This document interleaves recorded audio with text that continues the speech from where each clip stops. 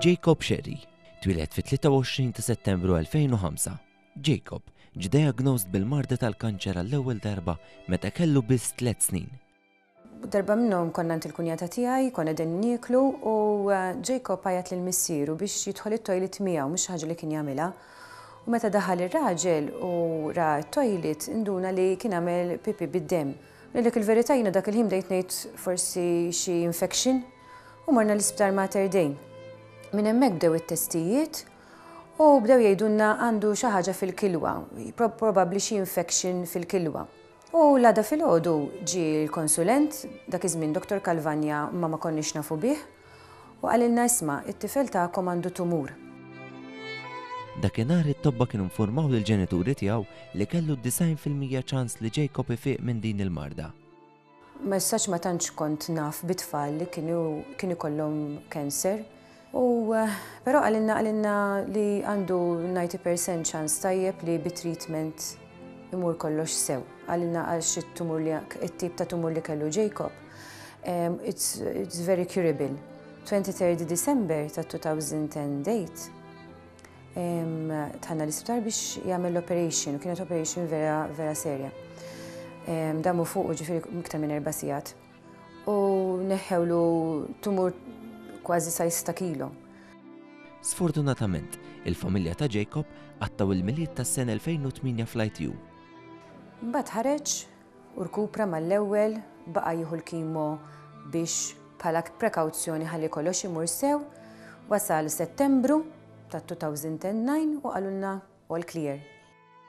Huwa dam jieħu l-kimoterapija għal 8 xhur sa Settembru 2009. Sfortunatament, Jacob reġa' ġie diagnosed dal-kanċer fi 17 ta' Settembru 2009 fejn din id-darba kien jeħtieġ li jitla l-kura l-Ingilterra. U mal-ewwel X-ray reġa' ħareġ li kellu issa fil-pulmun. Reġa' beda jieħu l-kimoterapija u għalilna d-darba però tridu tmorru l-Ingilterra. Tlajna għattajna 7 xhur l-Ingilterra, kienet jibsa ħafna, għamel it-trattament, fil-fatt kellu jagħmel xahar l-isptar straight ma ċċaqlaqniex meħdejh u vera kien qisu qed imut l-aħħar. Għaliex meta jtuħ dik it-tip ta' chemotherapy, high dose chemotherapy, literalment qed joqtlu l-ġisem. Irkupra minna u mbagħad iddeċidew li jtuħ xahar raġġi fis-sider fejn kien hemm l-ikbar dawra. Inżilna lura Malta f'Lulju ta' 2010 u kollox kien sew, jisu għamilna sena u nofs mhux ħażin.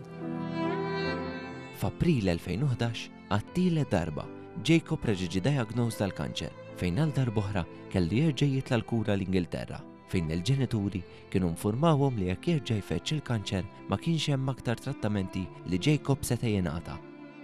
Imma qabel ma nżilna it-tabib l-Ingilterra qalilna intom vera lucky li wasaltu sew għax ħafna tfal bħal Jacob ma jaslux sa dan żmien. Għalna morru, hekk kienu kliem, morru u gawduh. Għax jekk jerġa' jiġi, m'hemmx ċans li jfiq.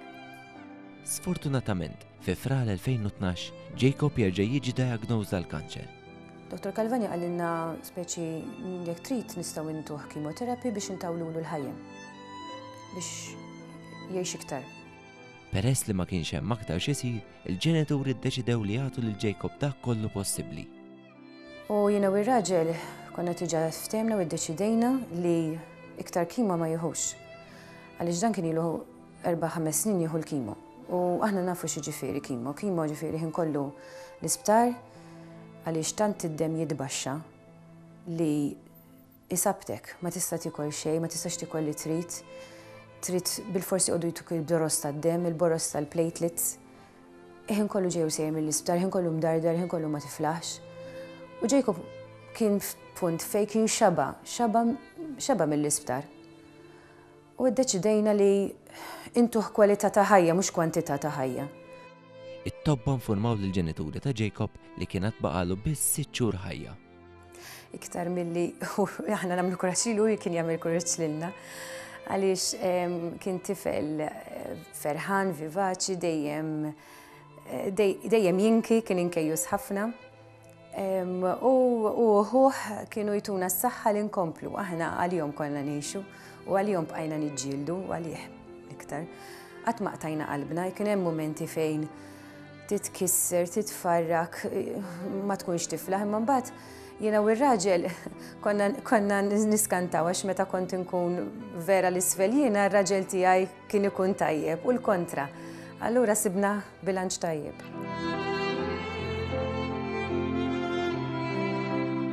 Imbagħad bil-mod il-mod ifhem it-tumur imbagħad xorta baqa' jikber, baqa' jirranka ġo ġismu u bdew ċertu sinjali bħal ħafna uġieħ. Imbagħad qisu mill-aħħar tas-sajf law Jacob kien kuljum fuq il-morfina. U l-morfina kien jieħodha permezz tal-pilloli. Il-ġisem tiegħu beda jmajna bil-mod il-mod. Fl-aħħar mill-pulmun infirixlu f'rasu wkoll, jiġifieri beda anke l-uġieħ ta' rasu u uġieħ ta' ras kbir. Imma baqa' sal-aħħar jiġġieled u baqa' sal-aħħar jgħid li jrid jgħix għax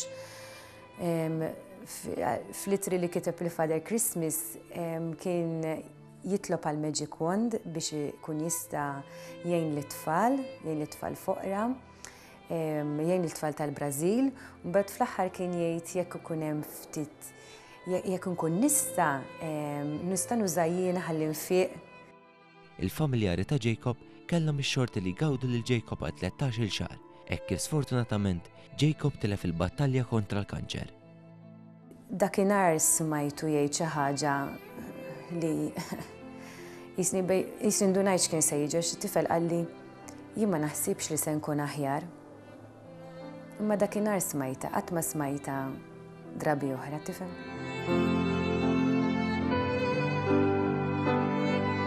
Jacob dejjem miegħi, inkollu miegħi, inħossu. Għandi paċi kbira f'qalbi u nemmen li hu qed itieli l-paċi f'qalbi. Allura dik il-paċi li għandna f'qalbna u nemmen li għadu magħna qed ħallina nkomplu l-ħajja tagħna. Mbagħad jiġu ċertu mumenti ta' dieqa, speċjalment meta niftakar f'xi kliem, niftakar f'xi affarijiet li kienu jħobb jagħmelu. Għandi l-Jacob miegħi xorta, hekk ngħid jien.